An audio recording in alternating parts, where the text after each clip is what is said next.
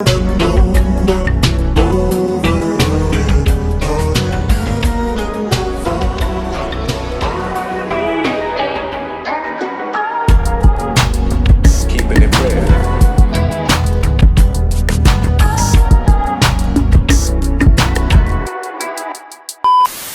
going on in Mason, Tennessee?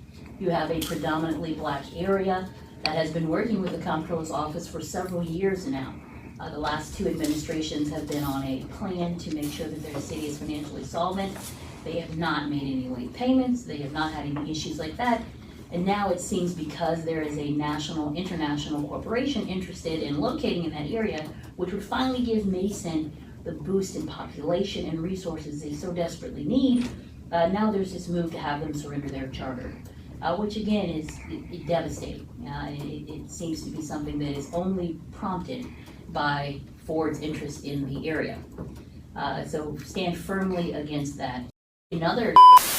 What it do? This is your brother Bishop of Bishop Zone TV. In today's topic, we're going to delve into Mason, Tennessee. Now, I don't know if people are familiar with what's going on in Mason, Tennessee right now, but if you haven't heard, Mason, Tennessee is pretty much going through a takeover right now. Now, Mason, Tennessee is a primarily black town. The town is about 70% or over 70% black, with black city officials and a black mayor. And it's pretty much one of the blackest towns in Tennessee. So at the moment, Mason, Tennessee is on the opposite side of a pretty much corporate takeover. So I'm going to read from this local newspaper called Tennessee Lookout, which says Ford Motor expresses concern about Mason. Yes, that Ford Motor. So here we have Ford Motor Company officials are in communication with the Tennessee comptroller about its financial takeover plans for Mason, Tennessee, a small majority black town located less than 5 miles from the automaker's new electric vehicle plant, a company spokesman said Friday. You get where I'm going with this. However, Virginia Rivers, Mason's vice mayor, said no one with Ford has reached out to any of the town's leaders. Tennessee Comptroller Jason Mumpower announced this week the state will be taking financial control of Mason over the objections of elected officials who have said race is a playing role in the state's focus on their town, an allegation Comptroller Jason Mumpower has denounced. Of course he would. The statement from Ford said company officials are aware of the long-running situation between Mason and the state of Tennessee, but we have not been directly involved. We have reached out to state and local community leaders to express concern and learn more, read the statement from Angie Kozlewski, a Ford spokesperson. As we ramp up construction of Blue Oval City this year and move toward production in 2025, Ford is absolutely committed to being a good neighbor and providing inclusive and equitable opportunities for West Tennesseans, including the residents of Mason. Bullshit. Rivers said she is concerned Mason officials are being bypassed in communications with Ford. Neither she nor Mayor Emmett Gooden or any of the town's elected aldermen have heard from Ford, she said Friday. Who is Ford referring to when they state that they reached out to local community leaders to express concern, she said. It most definitely has not been the leaders of the town of Mason. Kozlewski clarified after publication of this story that Ford officials had reached Van Turner Jr., president of the NAACP Memphis branch. The Tennessee Conference of the NAACP has offered support to town officials, which is kind of weird because why would you get in contact with the NAACP or the president of the NAACP, but not with the town's officials that your plant is adjacent to? Just saying. Now, Mumpower has cited a 20-year history of financial mismanagement in Mason and suggested that the prosperity expected to land in the region may bypass Mason if it's perceived as lacking sound governance. Mason's elected officials, all but one, are African American. have said they believe the financial takeover is coming just as they are about to reap benefits that could restore the town's financial footing after years of fiscal mismanagement, and in 2 instances, fraud during previous administrations led by white elected officials. Mason officials and the comptroller are scheduled to meet next Tuesday about the state's new financial oversight. So basically, this comptroller, or Tennessee's comptroller, is saying, look, we will be taking over the financial aspects of Mason. We will take your power away so we can get this Ford plant rolling.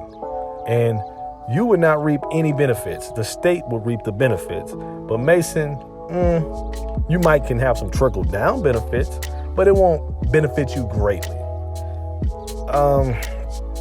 Y'all, I know where this is going.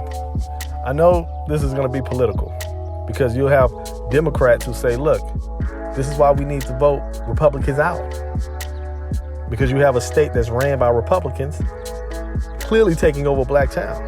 But here's the problem I see with that.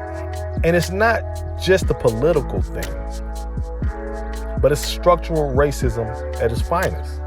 And it's not little old Democrats here to save black people. Now, I understand a political figure in Tennessee, who happens to be a black woman, spoke out against the state of Tennessee in support of Mason. However, is that really good enough? I believe she's probably genuine, but are other Democrats in that state as genuine? Because they don't want to see a town taken over by the state, especially a predominantly black town? Or are they more concerned about black people losing interest in the Democratic Party in the state of Tennessee? Therefore, let's put on our best act to show these Negroes we still need their votes. We're not going to really do anything tangible, but let's give them some support, some symbolic gestures while we let this thing happen, while we let this takeover happen. You know, this is no different than what we saw during the Reconstruction era, when black towns were lost due to white supremacy. And at that time, things were less subtle and more overt in a violent way. You've seen many black towns, predominantly black towns, no different than Mason, being taken over by corporate interests, or hell, just by white civilians. You know, time and time again. Not only black majority towns, but black communities in major cities all across America. It's called gentrification. I understand some liberals claim that, well, yeah, it's racism. Racism does exist. I marched in the Black Lives Matter protests.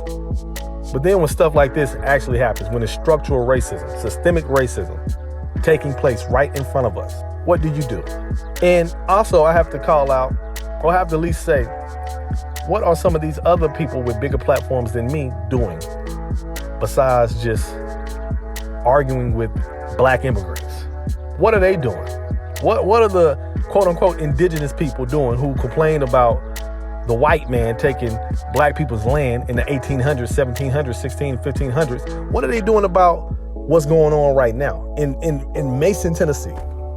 All the time they use trying to educate the people on the masses, yet here you have a city that's predominantly black that is about to be taken over financially.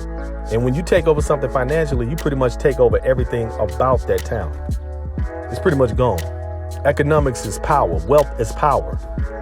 I'm just saying.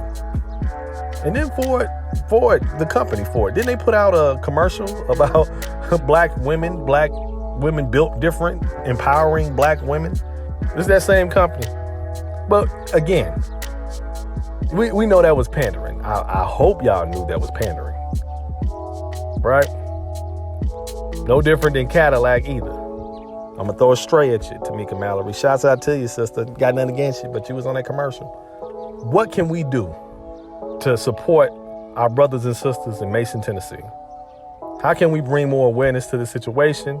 How can we actually execute plans in order for this to not happen, for these people not to lose their community, their city, their town? If you have any comments, if you have any suggestions, hey, I'm all ears. I'm open to it. Until next time, like and subscribe and get at me. Holla.